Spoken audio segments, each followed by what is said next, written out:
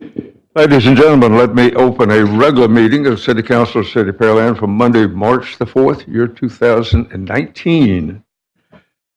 First item on our agenda is called to order, and then at this point, I will ask Councilmember Perez to give us an invocation, and Councilmember Hernandez to do the Pledge of Allegiance. You'll join us. Thank you, Mayor. You'll bow your heads. Dear Lord, bless us as we stand before our city and our staff, make decisions that affect all of those in our community.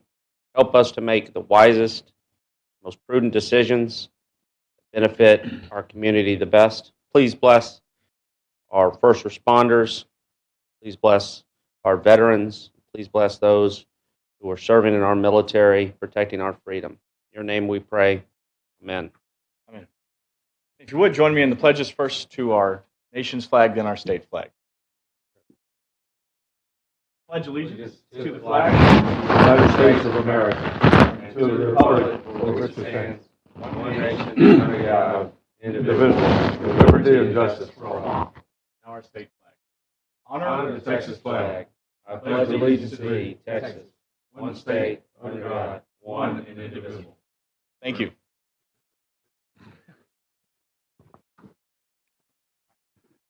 I appreciate seeing so many people from the city in the audience tonight. I know it's a little warm outside, but you did come in and the air conditioner's working, so we'll take care of that for you.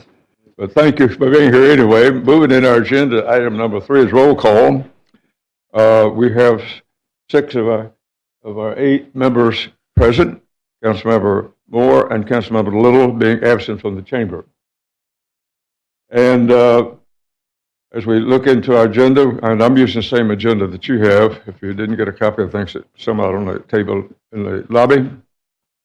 But let's move to item 4, which is citizens' comments. Councilman Perez, would you do this for honor? Thank you, Mayor. I've received no notification of citizens that would like to address us tonight. So I think we're good to move on, Mayor. You didn't know our procedure, huh? Yep. No hand. Okay. Moving into our item number 5 on our agenda, public hearings.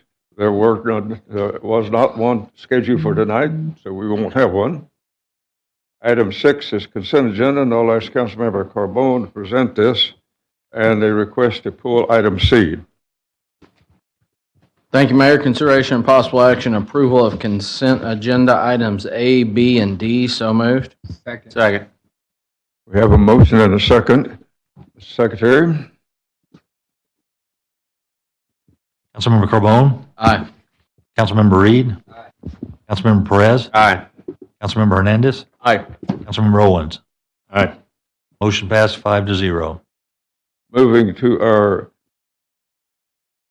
item C on our agenda, Councilmember Carbone. Thank you, Mayor. Consideration and possible action, resolution R 2019-73. So moved. We have a motion and a second on the floor. Staff report. Thank you, Mr. Mayor and City Council.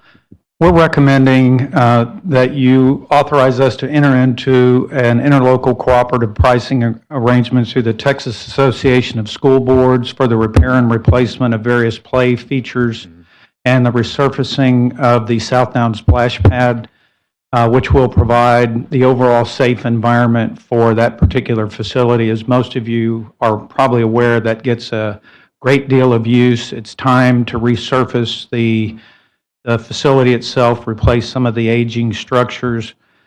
We ended up getting a quote from Craftsman, who specializes in this type of work, and they will be the one providing the materials, supplies, and then the renovation of the surface. That information on the record, we'd be pleased to answer any questions you might have. Also, have any question or comment on this item? Yes, Mayor. Question for staff. I think either we're going to need an amendment to either a motion to postpone until we get this to work out, or an amendment to the proposal. Right now, we're requesting $110,435.34. But if you look at the line items, that are presented, they actually total $124,179.34. So there's like a $13,000 delta. So if we're approving that value, we're underfunding what they've requested by 13 grand. So I guess I'd put it to staff. Would you rather us postpone this until that gets sorted out, or would you rather amend it to you feel comfortable with the 124,000 and amend it for that value?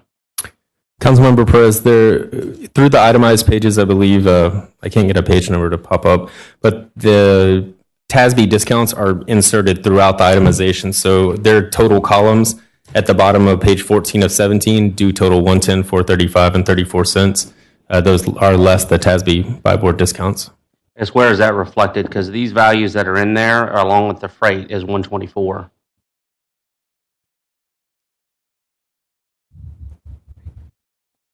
That is on page 14 of 17, sir.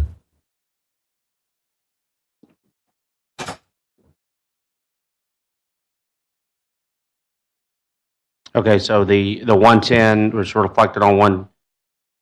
All right. If we're comfortable with the 110 covers the contract, then I don't have any objection. Yes, sir. I didn't see how those two connected. Apologize for the confusion. Your decision is to do what now? It looks like we're okay to move forward. There was a line item, Mayor, that did not equate to a value over what was requested, but I guess subsequent to that, there was a discount that was provided, which gave further clarification. So if staff feels comfortable that the value covers that, then I'm okay to move forward. So we can move forward with our decision tonight? Yes, Mayor. Okay. Everybody agree to that? Have a problem? We do have a motion second that will include that in the motion to approve. Would you go ahead and clarify that?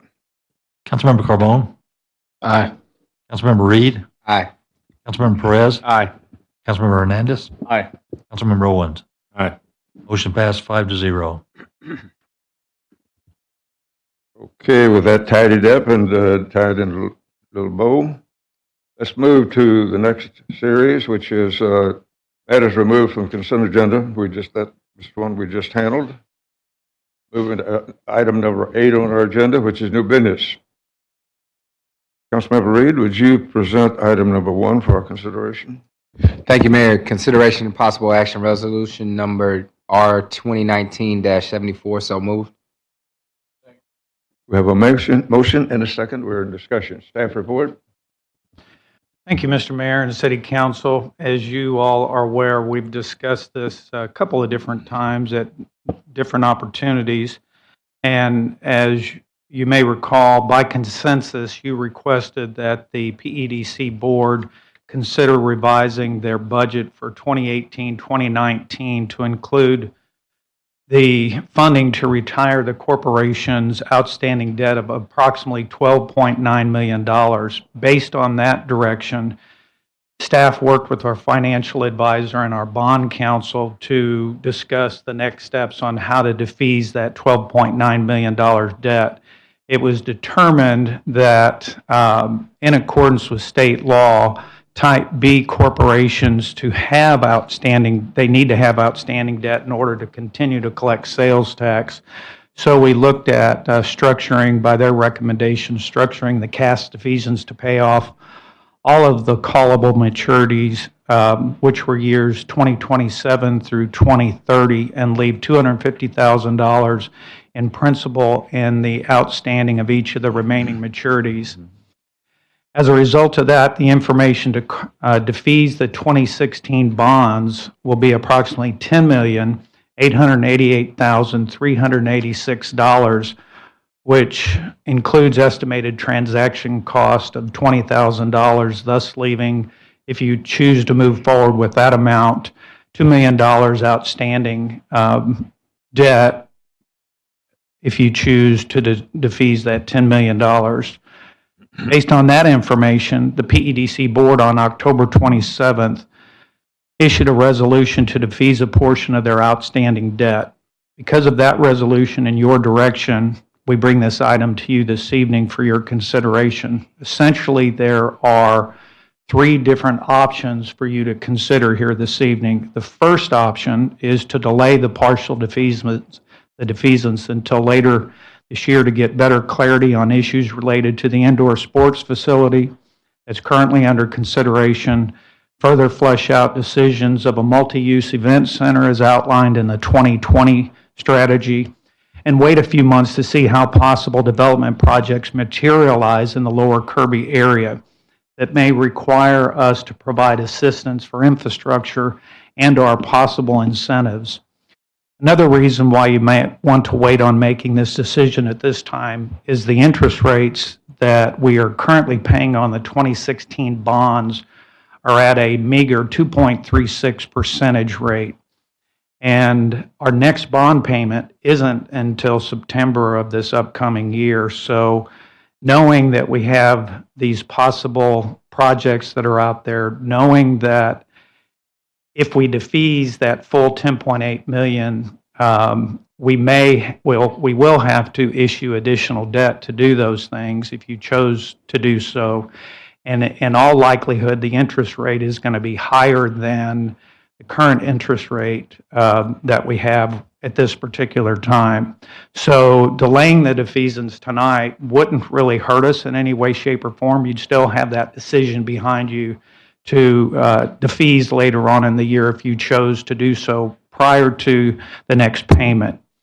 Option 2 is to partially defease a portion of the debt in the amount of $5,436,652, which satisfies both the City Council's direction to defease debt that PEDC has on the books, as well as give you some flexibility so that you might have the ability to provide cash instead of going out for debt if some of those projects move forward. And then the third option would be to proceed with a partial defeasance in the maximum amount recommended of $10,888,386. At this point, this item's been discussed among council and staff. We simply are here tonight to put this before you. It's your decision, whatever you direct us to do, we will move forward with that action. And again, in recap, option 1 would be wait until a later time. Option 2 would be defease $5,436,652, or option 3, defease $10,888,386. And with that information in the record, we'd be pleased to answer any questions you might have. I have the privilege and the pleasure of sitting on the board of directors of the Economic Development Corporation. Over the last 2 meetings, we have discussed and have planned on about 4 and almost 5 different projects that are coming up before the September decision on our budget. I mean, our budget for next year, which has to be fit through by September 30th. And looking at those, you know, the indebtedness we have is, what is it, 2.36%? And I know for dang sure that's, you can't get that money from buying bonds to pay for something that we're going to have to put in, make a decision and put in place and lock up before September. So I think that we would be very wise in accepting option number 1. And it's not going to go away. Nobody's done in us to pay off the money. And we've got the money in the bank to pay it off in the manner in which you just discussed. And I don't see there's any smart decision that we can make that would let us hold the money. And if it's not, if these projects are not going to go through after all, then we can go to choose one of these 3 options. And I'd like to put that out as part of the discussion at this point. Councilmember Carbone. Thank you, Mayor.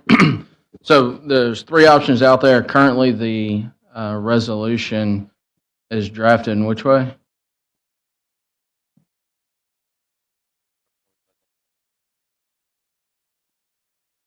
Resolution drafted as originally 10.45.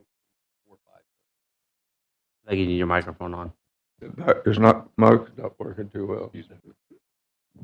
The resolution is drafted as originally requested. It includes the $10.845 million Okay. in defeasance. Now, that was the amount that's been approved by the EDC? Okay. Yeah, I don't see, I mean, there's always going to be projects on the horizon and a reason to kick this ball down the road. I'm comfortable, and I think it makes sense to move forward and going through with the defeasance. I appreciate the options staff put together, and the analysis, but I don't think we can go wrong paying debt off.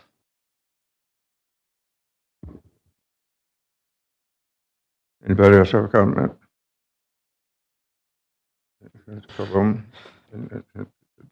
Thank you, Mayor. Couple of things. One, I'm in agreement with Member Carbone, who initiated this, and I want to thank him for initiating this. Just going through and seeing the financials, I have a tough time finding a way to tell our taxpayers that we're holding this much in debt when we have almost that same amount in cash reserve. I appreciate your comments, Mayor, and they don't fall on deaf ears. It's hard for me to justify, in general, holding money in account, not paying off debt for projects that aren't yet on our capital improvement plan. As projects develop that require incentivization, we can talk about where this potentially leaves us as those come up and what options we have. But right now, there's nothing that's culminated. So I have a tough time explaining to the citizens why we're holding this cash reserve while we're also holding the debt. With respect to the amount that we're leaving, so $250,000 per fund for a total of $2 million. Question for staff: is that something that we want to kind of keep as a policy for debt related to PEDC? We need to have some sort of minimum balance of debt in order to be able to maintain PED status in order for them to collect sales tax. I don't think that would be a bad idea to establish a policy, but that was based on the financial advisor's recommendation to allow, a minimum, not a minimum amount to remain in there to satisfy the state requirement. Okay, so perhaps I would request, if there's another council member to support this, a subsequent resolution on the future agenda establishing such a policy for a minimum debt amount. So at least we have a floor that we can follow. But with that, I think we need to go ahead and move forward with the option that's currently on the resolution. So under possible option 1, you say that the interest rate the corporation is currently earning on investments that would be used to pay off the debt is nearly equal to, in a few instances, higher interest rate than the 2.36 being paid on the bonds. Do we have any history on that? What's the average interest earned on that? Let me answer that a little bit differently. I spoke to the financial advisor today, and from our perspective, or his perspective, if we were to issue debt right now in the upcoming, say, 6 months to a year time period, we're probably looking at about 2.75%, anywhere up to 4.25%. And the reason why those rates are a little bit higher than what we had in 2006, one, it was low, but when you issue debt based on sales tax supported revenue, that's a little bit more volatile than ad valorem tax backed debt. So that's why the rate might be a little bit higher. Okay, so but I'm understanding that this is based on the money that we have in cash right now is earning interest. So you're saying that in some cases that interest that it's gaining is higher than the rate that we're currently paying? Is that how I'm reading this? Is that correct? That's my interpretation. Matt, you or Cynthia, do you have any other thoughts on that? we have money in multiple different types of accounts, and some of those accounts are paying higher, and some of them are paying less. But Okay. And if we were to pay off the full 10, or even the 5 or the 10 in either scenario, would that money be coming from any specific account? Could we say that it would come from an account that maybe is earning less, or if we went with, let's say, option 2? I'm just, All of the city's funds earn about the same because it's a combined portfolio. So everything is going to be earning the same amount of money, whatever that rate is at that time. If they have a lesser portion of the portfolio, then PDC will earn less money in interest. And right now, our average earnings are about at 2%. It's kind of hard to predict where that will go. Of course, we hope that it will continue to increase, but right now it's averaging 2%. So they'll get 2% of whatever amount of cash that belongs to them. it's nearly a wash, is what you're saying. Okay. With the current interest rate, yes. Okay. I would be more inclined to go with option 2. I think having a little bit to hold on to cash. If we're going to be paying a higher rate in the future, that's how I would lean. But I'll probably, if nobody else bites, I'll probably go along with the rest of the group. But that's my take on this. Is I don't see any reason why, if we're at a wash right now and we'd be paying a higher rate in the future, I wouldn't want to, put the taxpayers in a position where they'd be paying more if we don't have to put them in that position. Councilmember Owens? I guess, Matt, do we have any high probabilities over the next 6 to 8 months of projects coming in that you would have to borrow money for? I don't know if I'd say the next 6 to 8 months. Obviously, the lead time on some of these projects, I would say maybe more like a year, or year to 24 months. Okay, so we don't see anything right now in the window that we're going to see for the balance of 19, us having to borrow money for any particular project out there? No, I would say in the next 12 to 24 months. And if we did have to do it, so we're looking at maybe 2.7 or at a low side and maybe higher than that? That's correct.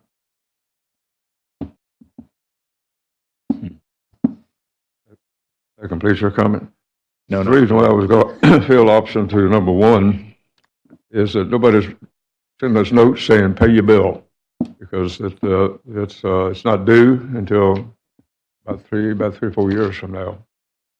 And I have not heard any citizens out here beating on my door to say that, hey, you ought to take the money that you got saving and buy off something that we're going to have to decide before about September anyway, before September. And with a little bit more time, we might be able to make a better decision. It ain't going to work. Give me a response.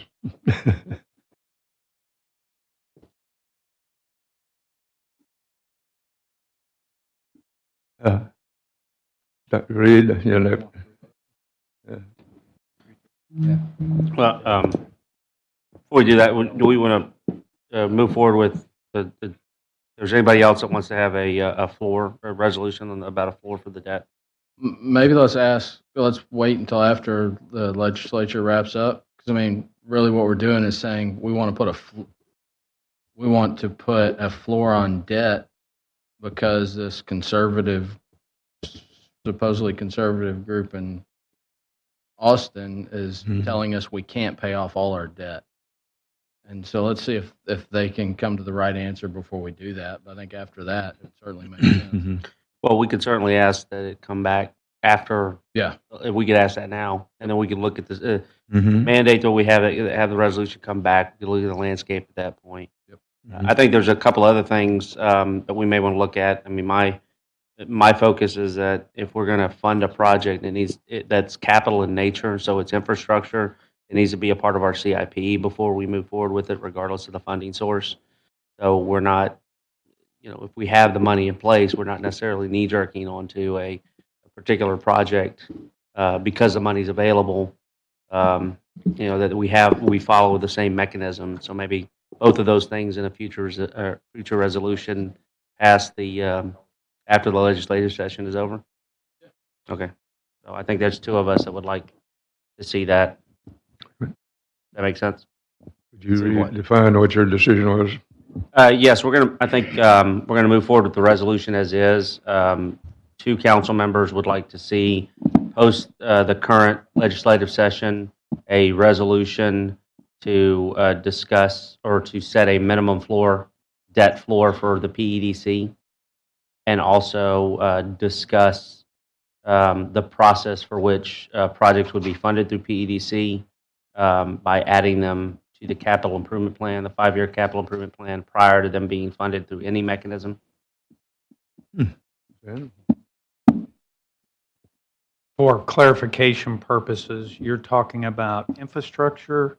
When you're setting or putting in projects in the CIP, what about incentive programs that come up that have a big effect on whether or not a project gets done? Yeah, I think I think that's for a future agenda, but I do think if my request is to discuss if they're capital in nature, which is, let's say, infrastructure projects, not incentivizations, but if they're capital in nature. And then, we'll discuss the in-between where it's a capital project that's being used to incentivize a development, and how we deal with that. On the PEDC money, though, infrastructure is only a certain percent that we can use. Is that right? I mean, that's the way it was sold, I think. No, I don't believe necessarily tied to the percent. It's whether or not it qualifies under Chapter 505 of the Local Government Code. That ultimately determines whether or not funds can be expended.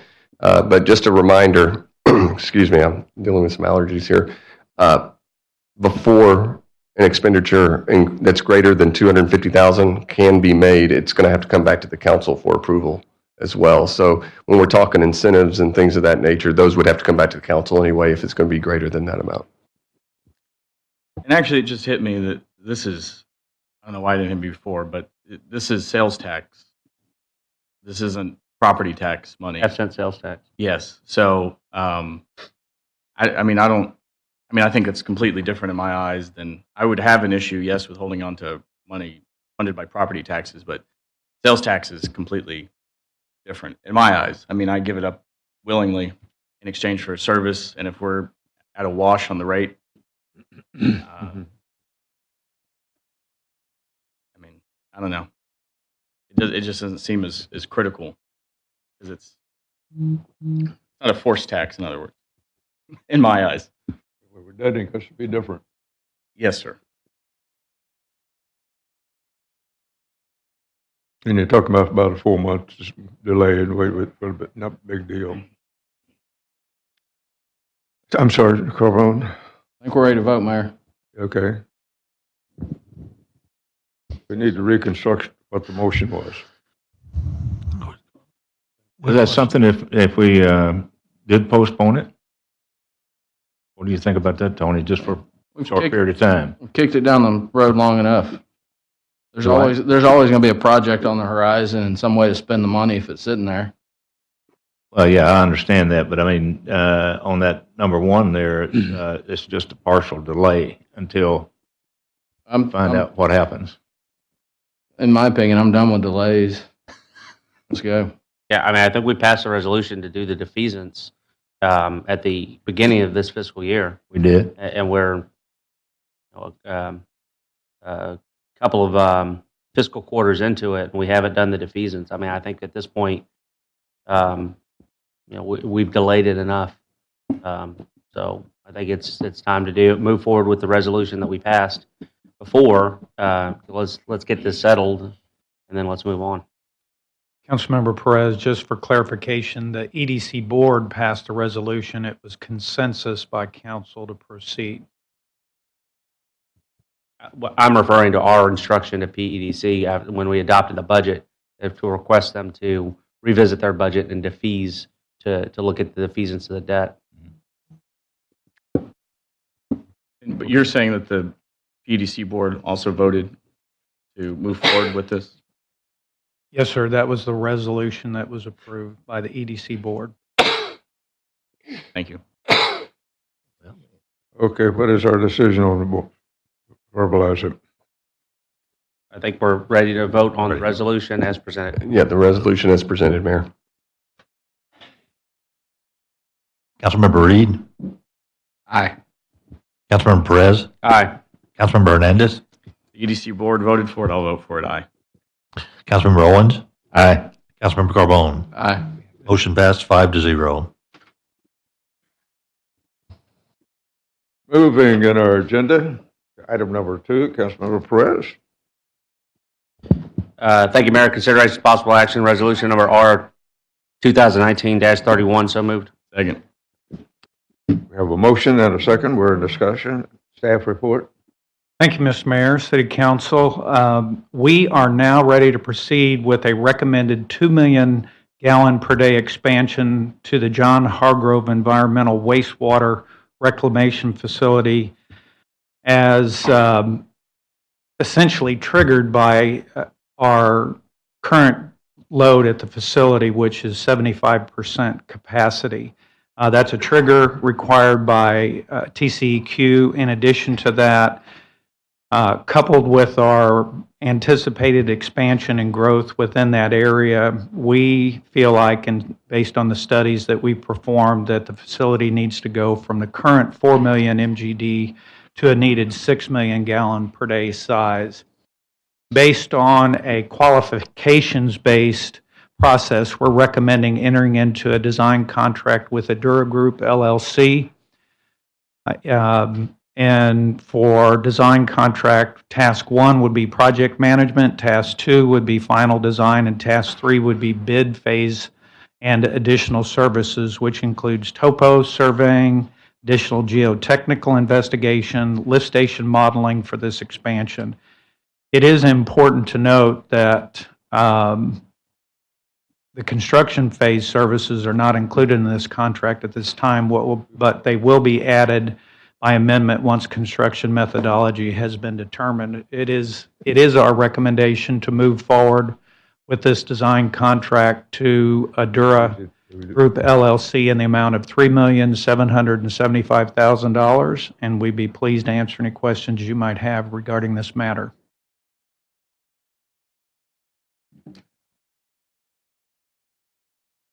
Council have any question or comment on this item in response to the staff report?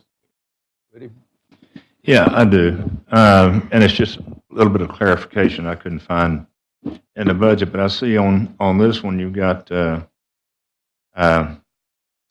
one group of Winter Park, Florida. You got one out of Dallas as a subconsultant, the others out of Florida. And then Briones, which is San Antonio.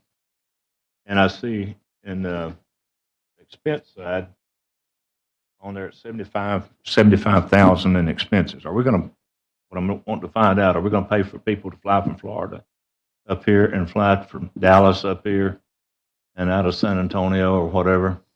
Is that part of the expenses, that the 75,000 for expenses? Maybe you want to come up to the podium? Councilman Owen, I'll have Jeff Peters representing Adura will probably detail that question more on that, but on your question for you. And Would you give us your name and address and who you? My name's Jeff Peters. I'm with the Adura Group. This is picking up now. Mayor, Council, thank you for the question. The entire project will be run out of our Houston-based office. Our subcontractors and some of our folks also have Houston-based employees. There's going to be no out-of-state travel involved in the execution of the project. It's all going to be done and executed locally here in the Houston metro area. Okay, that was what I was wondering, because you're showing reimbursable expenses not to exceed 75,000. What is that for? So that could be either for materials, local, just mileage to the job site, or other small incidental reimbursables, copies. Not anything that is expensed will be on a per item basis, approved by line item by staff. So they'll have the opportunity to review that as invoices come in. But that's just to cover smaller incidentals based on the scope of the project. Okay, so that's not covered in your 2 lump sums on the project. That would be only for the additional services portion. The lump sum is, none of that would be included. Okay, so the firm out of Winterport, Florida, they're going to be housed in your office area? So they have some local office staff here that's will be executing the project here in the Houston area. Okay, So but it didn't show them having anybody here. And the one in Dallas is kind of a one-person show. I looked it up today, and it only showed the lady that owns the company in Dallas. She has a couple different employees. She's the sole owner of the organization. And as part of the process, there was since it's Water Development Board funding, there's an outreach MBE program. So she was selected as the most highly qualified person for that portion of the work. But there should be no additional travel as part of her execution. That's for mechanical HVAC work. Yeah. All right, well, that's what I was wanting to find out, what those expenses are for, since you got 2 out-of-state firms on there. Okay, that's the only questions I got. I got a couple of questions. One on the budgetary information. We have a $2.9 million deficit. The funding sources are $49 million. The expenditures are $52. So maybe I missed it, but where's that additional funding coming from? Councilman Perez, that additional funding will be, as we are reallocating the CIP this year, that is for construction. As was posted about a week and a half ago, we had a survey come out from RS Means as well, showing that prices have increased on the construction side, and that's what we're seeing now. Our budget was set 2 years ago with regards to what we thought the price would be for that 2 million gallons. And so we've been through that with the 30% PER study, and those prices have risen. So we are then taking a look during the CIP update process right now, and we'll be reallocating those funds around so we can make sure that we have the appropriate amount as per our PER. So once we make that, what are we targeting the funding source for that? Out of revenue bonds? Certainly not from the impact fee, cash, or debt, correct? Well, there'll be a combination, but we'll let finance also work through that. But there should be some coming from impact fee reimbursement that is due to growth. There will also be some through the revenue. But remember, this project is also funded through Texas Water Development Board, low interest loan funding as well. This is on a priority list for them to fund as well. Yes, sir. General question with respect to this project, and I know I don't want to amend the scope for the purpose of this resolution, but this facility has needed about a $2 million or 2 million gallon per day increase about every 10 years. So we started in 07, or I'm sorry, in 98, 07 we did the expansion. Now we're looking to do another 2 MGD expansion. I know that because of the changes with the legislature, we're no longer including the MUDs as a participant and potentially a contributor to this MGD, which reduced the amount that we're going to go after. But I'm concerned that our projections that are shown in the exhibit may be a little conservative, and that we might need another 2 MGD if growth to the south it continues, and we're looking at allowing using connectivity into our facility as a mechanism to be able to allow for annexation. I guess my point is, right now we're showing that we would hit 75% of the 6 MGD about 2035. That's when we're showing the projected growth to hit 4.5 MGD, which would be 75% trigger the design. Is there some logic into going ahead and after this contract is initiated, looking at where there may be some cost savings for us adding another 2 MGD design that could be prepackaged and ready to go, that coalesces very well with what they're designing now, so that once we're there, we've already hit the 75% We've hit that 75% trigger. We have the design already ready, and we can more quickly move forward with an expansion if needed. Councilman Perez, we're doing several of those things, actually. What you're talking about with this expansion now, that being on our construction of our headworks, we're actually planning for the future on that so that when we hit these mechanisms and those flows that will predicate another expansion in the future, the headworks is already set up to be able to change or be able to augment that. Headworks and the lift station or influent lift station are some of the most expensive items associated with an expansion because of the bypassing required. So with that, we're setting that up to have that capacity in the headworks facility. We're also looking at part of this is to rehabilitate the existing 4 MGD that's out there right now. A lot of the equipment has also made it to the end of its life, and so we'll be expanding that. And so we're excited about that as well, to be able to handle some more efficiencies and would allow us to be able to treat and meet the requirements that are there and also plan for the future. A lot of our equipment will have the ability to add to readily available, so we won't have to do complete shutdowns, et cetera. So the valving will be there to immediately add on and plan for that future. So a lot of this will be planning for going from 6 MGD to 8 MGD in the future. So it would be another basin, some more piping and some internals necessary to do that.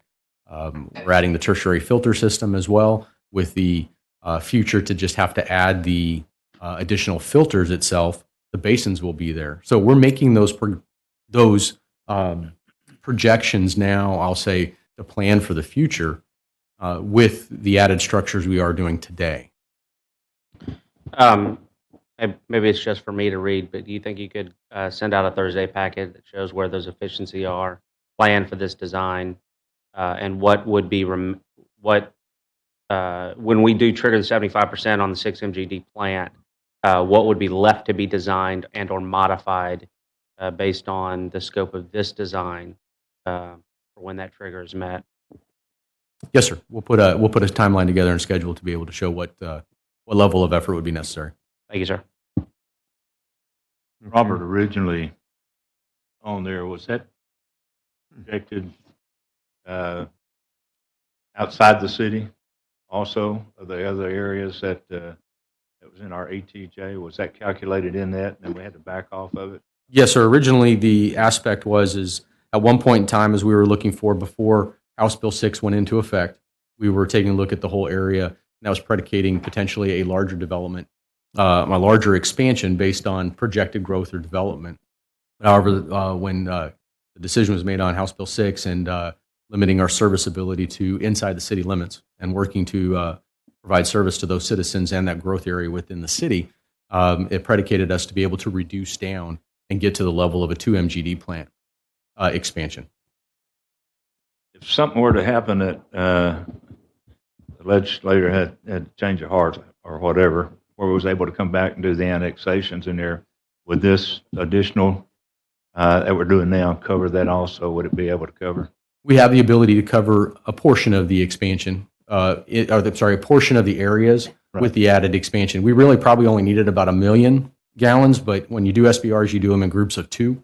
So we added the extra 1 million gallons on top. So it's better economies of scale doing 2 MGD at a time, because then trains run more efficiently together than having an odd train off. So we've planned for that, and we've planned for some annexation to happen. Okay. All right. Thank you.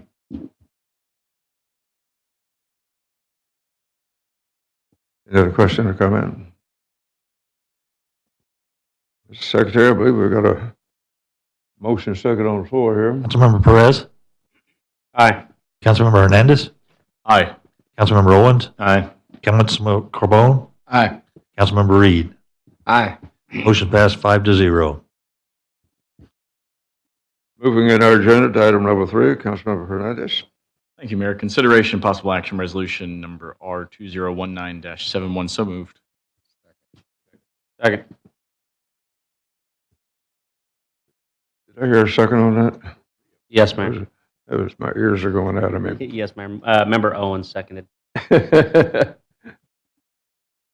have a motion second on the floor, Ms. Staff report.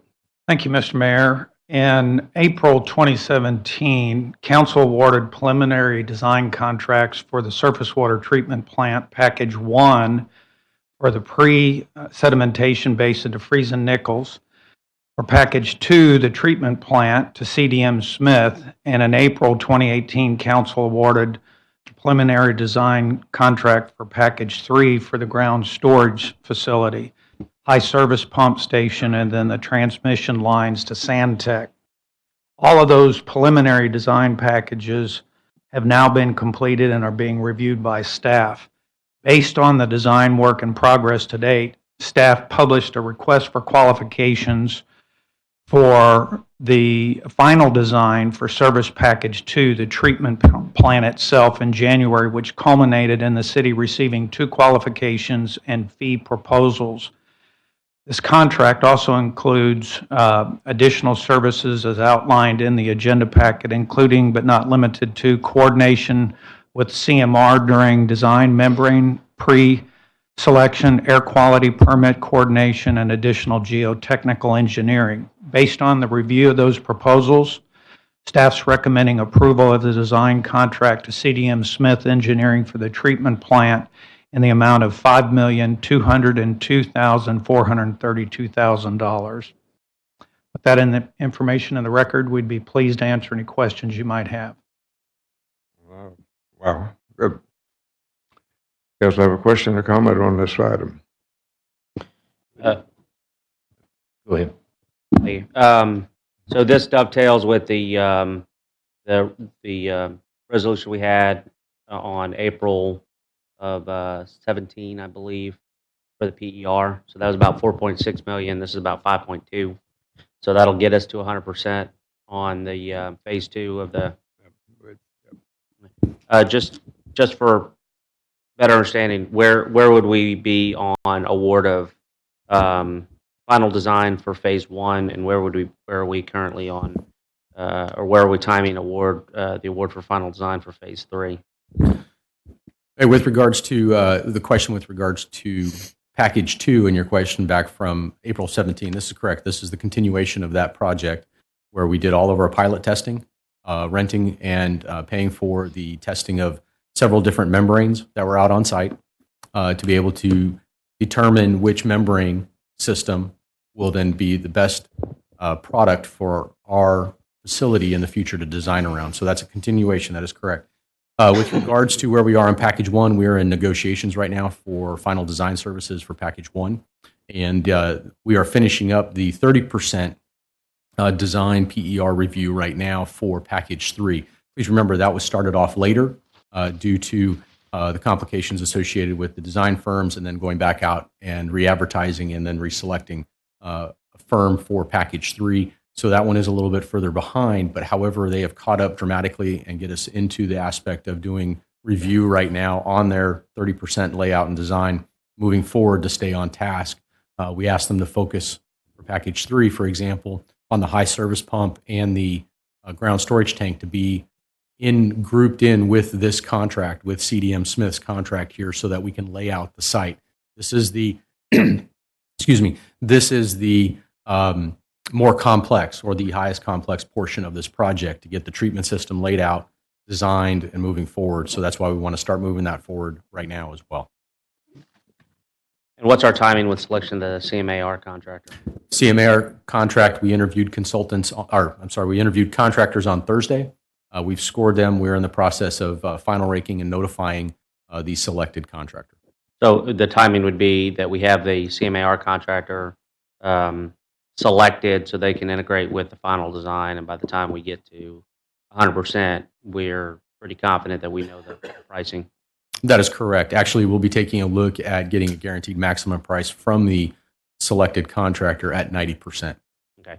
And is the CMAR contractor going to only be bidding Package 2 with the amendments you discussed, or are we going to try and get them to do Package 1 and Package 3 all at once? We're negotiating those terms right now. The intent is Package 1 and Package 2, along with the high service pump and the GST, or could possibly break out the ground storage tank separately because that is a specialized individual item. They're working, the intent would be to work with that selected contractor to be able to stretch our dollars to the most. And then with regards to package 3, outside the fence line, that is a discussion topic, is that is a pipeline. So we could have a variety of bid packages associated with that, or we could take a look at having the CMAR have control of the entire project so that it can be finished on time and on schedule and under budget. So the CMAR date basically takes everything inside the fence line, and then the distribution lines are taken care of as a separate bid package. That is a possibility. Okay. That is one that we intended, but there is the opportunity to go everything together. Okay, thank you. Any questions? Just more? Just a couple. So we've done the PER, which was 9.3 million on the PER.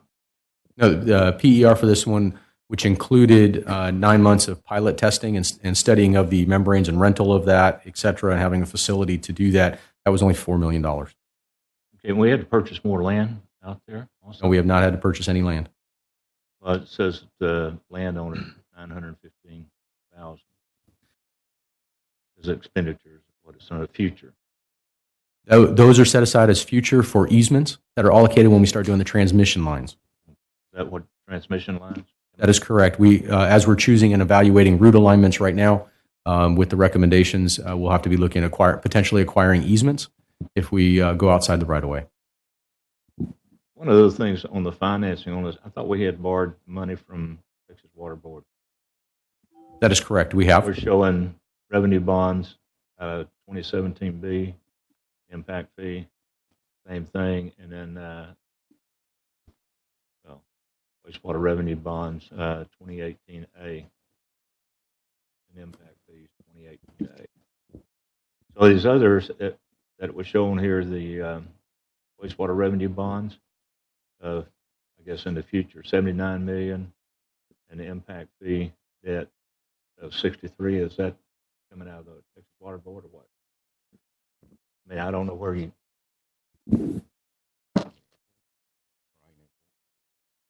Okay. I'll start answering, and Cynthia can back me up. But with regards to that, they are loan monies from Water Development Board. That is correct. But we still have to sell the revenue associated with that to pay it. And so that's how am I correct? Yes, sir. It will be a Texas Water Development Board loan. So it's considered water sewer revenue bonds. All right. So these numbers here are just to pay back that Texas Water Board. And they are, yes, and those monies are backed by water and sewer rates and fees, revenues. Okay. Any other question or comment? Secretary, we do have a motion second on the floor. Councilmember Hernandez. Aye. Councilmember Owens. Aye. Councilmember Carbone. Aye.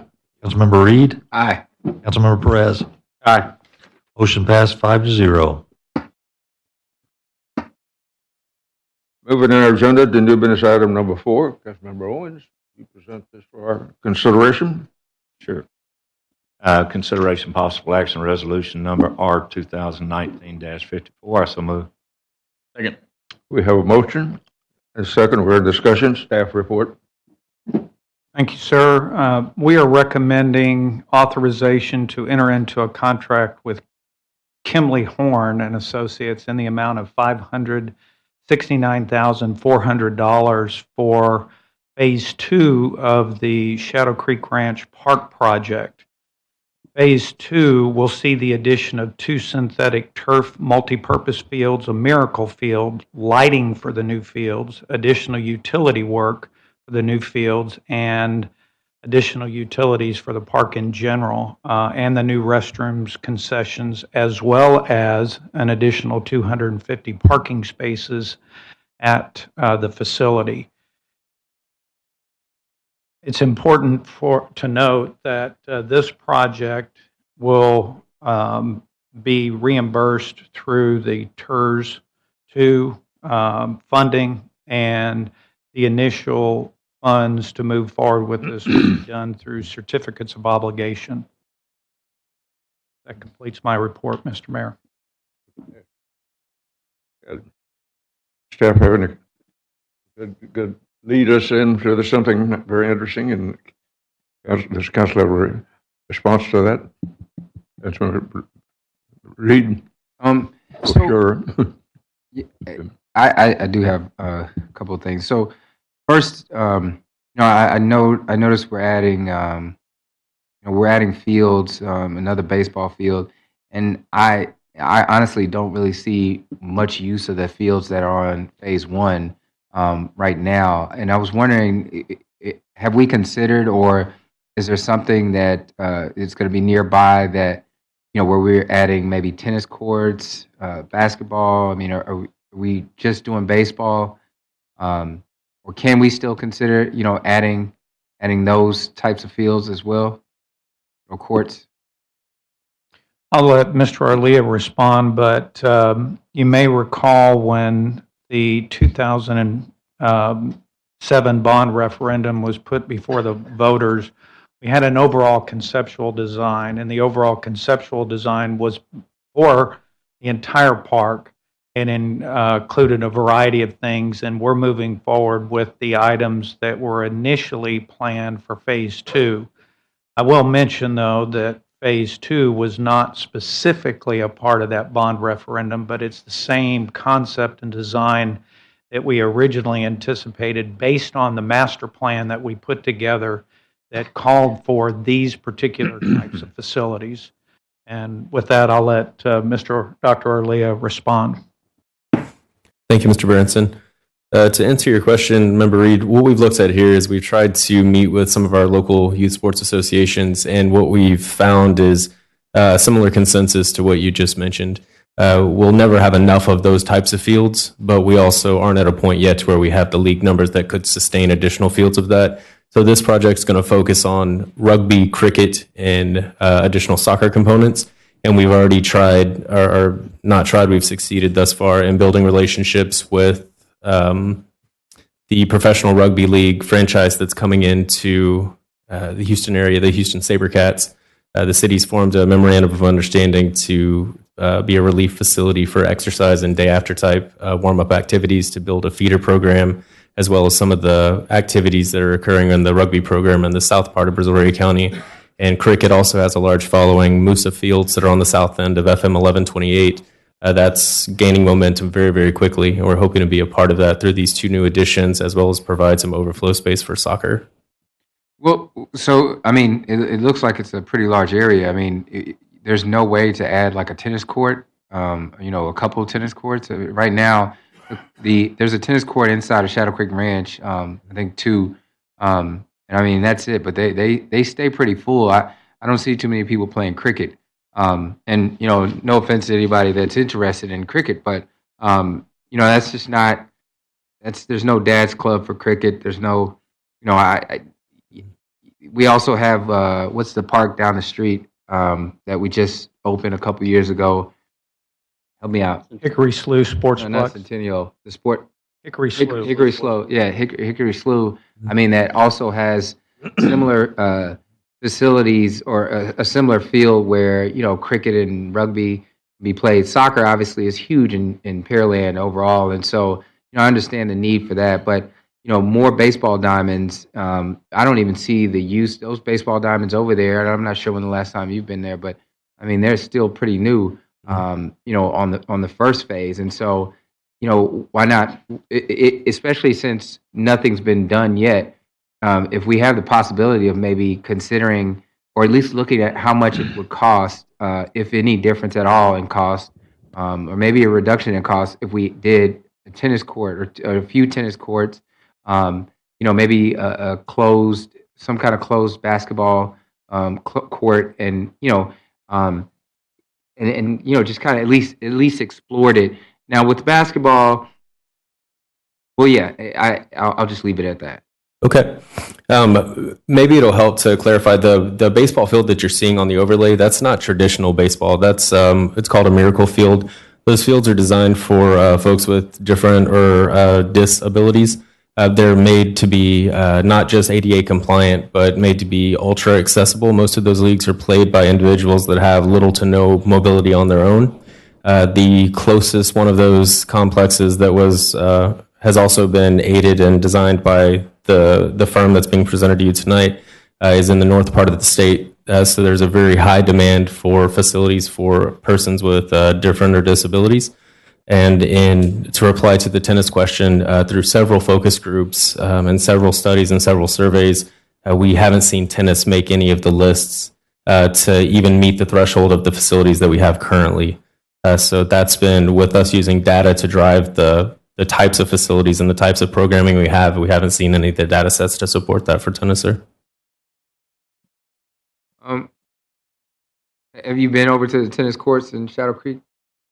I mean, there's a wait list. Like I don't play tennis, but I've driven by, and it's pretty long. I know people that do play tennis, and that play tennis over there, and so from what I understand is it stays full. So not 4 or 5 tennis courts, but maybe something, maybe 2, like I said, at least exploring it. I guess I just don't see a need for more baseball diamonds and just open field.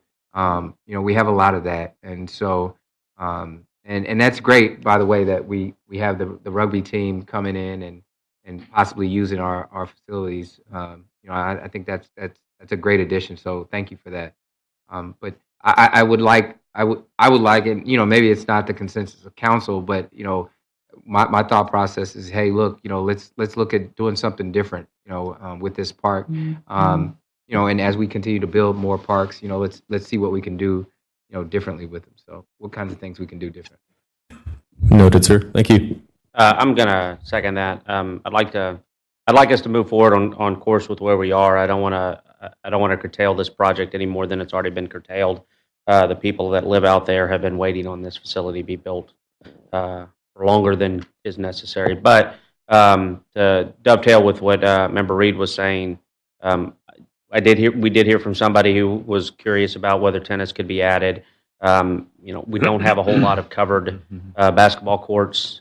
We have one over at Independence Park. I'm not aware if we have anything else.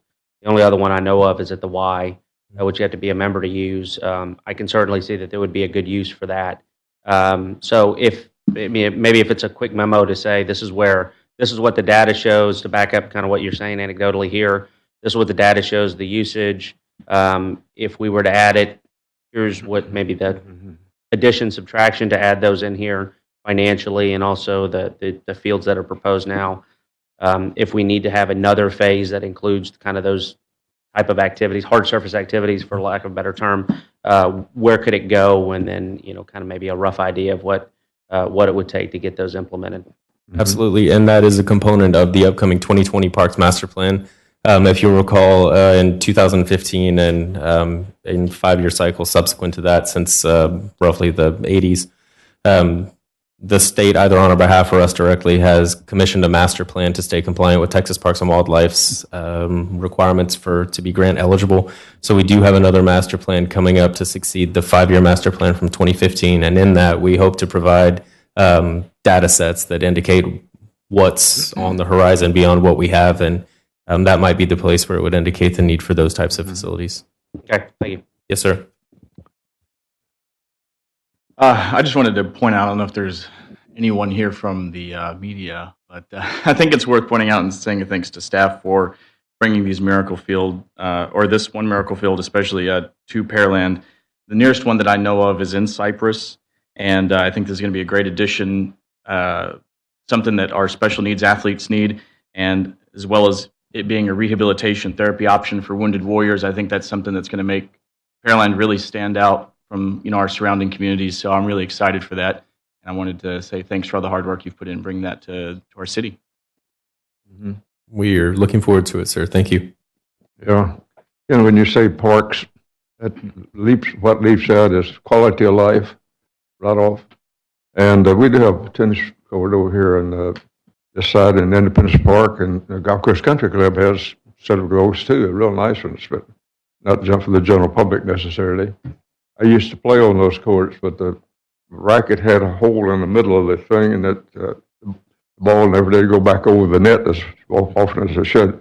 But the population out west of town are generally more into the younger age group, and the older generation lives on the east side of Cullen, and most of the younger, older, and the younger one on the west side.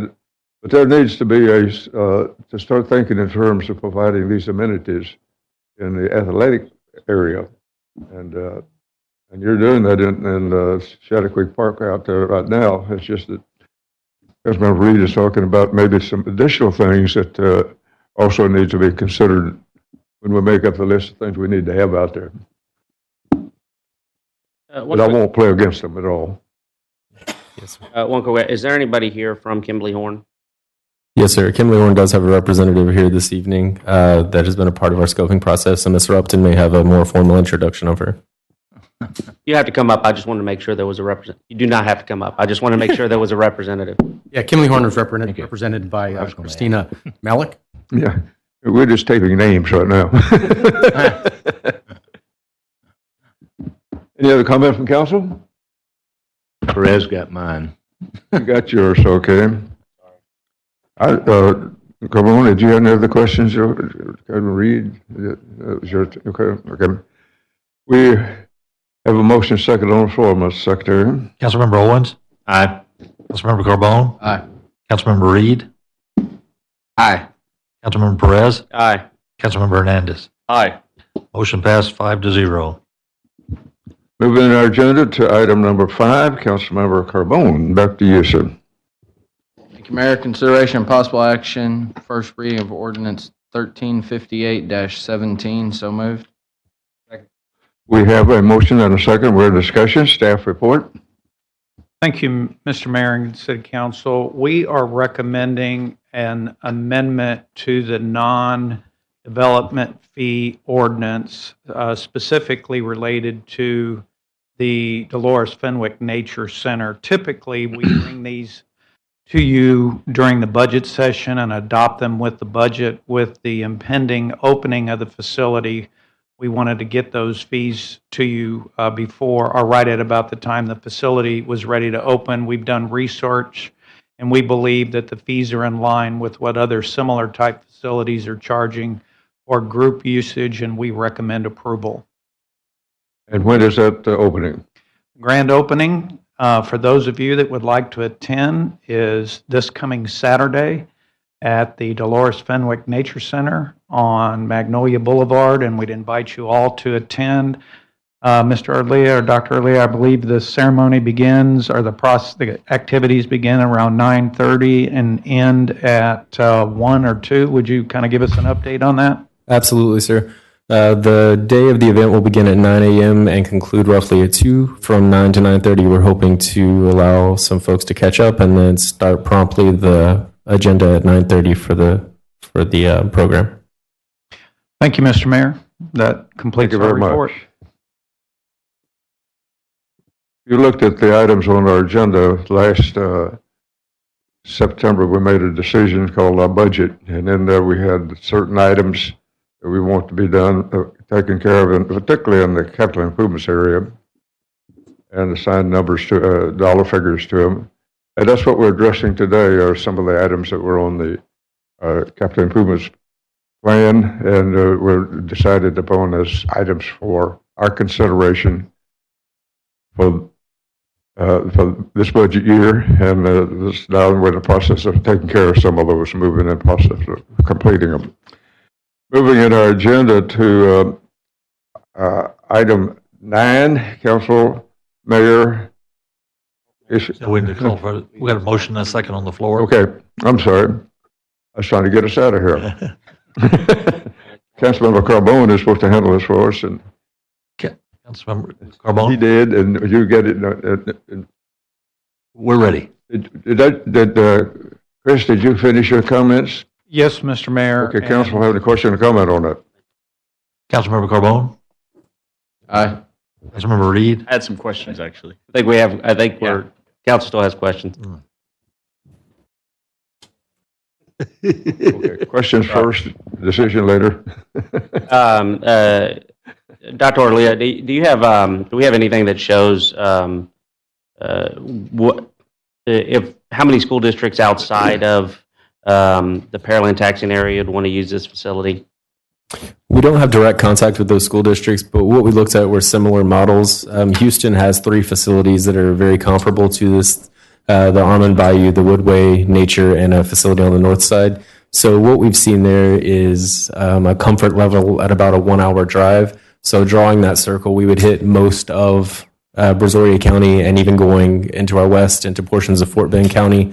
I think it would be safe to say that the drive would be closer for most of our Harris County neighbors to be within their own county there. So we're thinking that if you were alluding to the field trip being nonprofit versus organization, we looked at that kind of concentrically. So we're thinking about an hour drive that way. I'm more looking at, do we give a discount or eliminate the fee for any schools that are planning trips here that are within our taxing area? Because then we're just moving their taxpayer dollars from the district over to us. Still all our taxpayer dollars. Right, and that was an original thought, sir, to see, it made the most sense just anecdotally looking at it, being tax dollars for tax dollars, but in looking around the fees associated with the field trips, they're not just opening doors, we're providing guided field trips, and typically it's an all-day service utilizing the day-to-day of the facility, and we found that actually all of those facilities were still charging their districts, and the rates were from anywhere from about $6 to about $14 per student per day. But within that, the city still has the opportunity, right, and certainly at your direction, the will to enter into MOUs or what have you with any district or group that you might direct us to. The price that you're seeing is in line with the cost recovery model that we adopted a few years ago at your direction.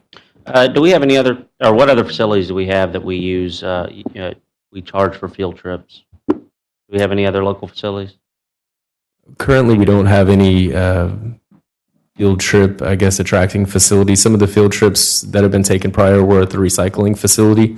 I would have to defer to KPB for that. I don't know that there's a fee, but those field trips are typically very short. No one wants to see a wastewater treatment plant? I would defer that one as well to Public Works. Come on, Ms. Robert, we're not marketing it well. Ms. Brinkley may be able to answer that question. Well, and maybe this is a question for another day because I think it's more of a policy. But maybe I'd like to see if we can establish a differentiation between our taxpayers using this facility and outside taxpayers use this facility. Maybe that again. Let's go ahead and pass this so it's done, or at least that's my opinion. We'll pass this and it's done. But maybe subsequent we look at whether there's a better model that gives a discount to our local schools. Absolutely, sir. We can do that. What we would ask for is in the adoption of this, it would be a fee not to exceed. And in those situations, I could produce some type of a document and share that with administration and get an opinion on proceeding under an MOU or the fee ordinance. Yeah, any other comment or question? Yeah, I had some questions about the fee as well, and also with regard to the field trips. So right now, the field trips being offered of the recycling center and the water treatment plant are being done kind of together, and those are offered for free. So I have discussions been had already about including this as a third component to that overall, and who's going to be leading that? Do we know those field trips of all 3? So what we've had the separate conversations with our neighbors in Public Works as well as Keep Pearland Beautiful, both of which are very interested in sharing the areas that they're knowledgeable and passionate about as well. There hasn't been an exact curriculum put together to how to organize that because I think we're still figuring out what's going to work best for the kids that come. We've got a safe educational program designed, but as with anything, I think we're going to need to flex that a bit once we actually get children coming in our doors. And once that step happens, I feel like the working relationship between Ms. Brinkley's team as well as Mr. Miller's team and mine as well is dynamic enough that we could formalize that and have it back to you if you'd like to see something like that. Yes, because if it's possible, if KPB is involved and the recycling center is part of this tour as well as water treatment plant, if there's any way this $8 can somehow be used to support the entire complex, I think that would be something that I would love to see. Obviously, our recycling center is something that's very important to the community as well. Mm-hmm. And then a couple just clarification questions. The deposit, the refundable deposit, will the $25 admin fee for cancellation still apply for the Nature Center as well? That is our standard rental packet. We're not anticipating most of these to be standard rental. We're anticipating most of these to be partnership type rentals. That's why you see the fees much lower proportionally to the other types of facilities. The type of building just lends itself to more of a community centric service that's going to be offered out of those classrooms. So we would reserve the ability to assess that if we needed to, but I wouldn't imagine that being utilized very often. Okay, and then the actual fee that's paid is going to be, I guess, the per hour rate plus the cleaning fee. Is that correct? Yes, sir, that's correct. The cleaning fee is a set rate within the city's custodial contract. Okay, that's all I have. I appreciate it. Yes, sir, thank you. We haven't heard from you yet. Hey, good. Other comment or question? Carbone? I guess a question about the facility in general. If we're going to have field trips and have all these events, where's all the parking? So the field trips were intended in the design. The parking to the north end of that lot is intended to be used as slips for school buses. So the capacity of the building coincides with the capacity for school buses in the front. And at any one time, looking at the usage rate, which is a number that actually does exist for nature centers, the parking spaces allocated to that coincide well with that as well. So we don't anticipate a comfortable or convenient number of guests that would exceed our number of available parking spaces. All right, thank you. Yes, sir. You know, I think it's a good location for that nature center because right across the street is the end of one of the trails that we have in the process. And it's also right next to a large detention pond, next to a recycle center. And I think, trails around the large detention pond, I think it's just an ideal location for birding, for instance. That's one of the locations we have for birding. There's a lot of animal life in that area as well, in addition to human life too. So I think it's a good location, it's a nice looking project. Great, thank you, sir. Are we going to have paddle boats out there? I'm sorry, sir? Not in. Somebody said we was going to have paddle boats out there. Is that right? That was something originally envisioned in the 2007 plans for it. Since the hydro topo, I'm not sure the exact terminology for it, has been looked at, the levels are incredibly low. I would say 90% or more of the pond is somewhere around 18 inches deep. So it would just take one guess that was about average weight, and you would be sitting on the bottom of the retention pond. So what we've done is we've taken that plan and transferred it over to subsequent phases of Independence Park so that we can allow that activity and mobility at the same time. Secretary, I believe we got a motion second on the floor. Councilmember Carbone? Aye. Councilmember Reed? Aye. Councilmember Perez? Aye. Councilmember Hernandez? Aye. Councilmember Owens? Aye. Motion passed 5-0. And there were no issues from Mayor or Council for discussion. And executive session under Texas Government Code, Section 551.072 for consultation with city attorney regarding this sale, lease, or acquisition of real property. And obviously in executive session, we cannot make a decision, but we can make a decision upon return to open session. And with that in mind, I will adjourn to executive session at 7:59.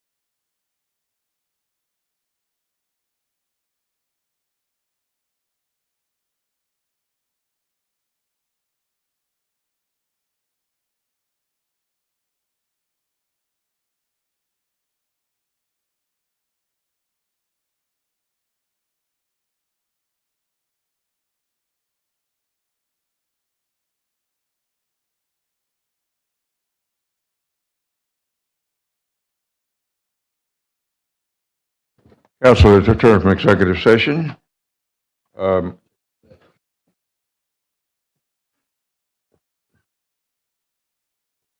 last- At 8:13, and our city attorney to. Mayor, there will be no action on the item No after action. exec session. Okay, no action taken by the council or staff. Moving in our agenda to other business, none. No action taken by the council. Moving to item 10 is adjournment, which I shall do at 8:13.